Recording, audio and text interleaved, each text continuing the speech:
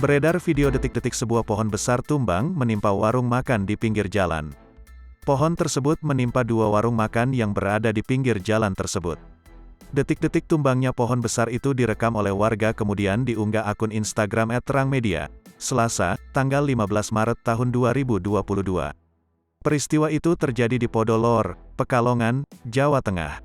Lokasi kejadian di Podolor, Kedunguni Barat, Kecamatan Kedunguni, Kabupaten Pekalongan, Jawa Tengah, Selasa, tanggal 15 Maret tahun 2022, sekira pukul 12.50 waktu Indonesia Barat, tulis akun tersebut di unggahannya.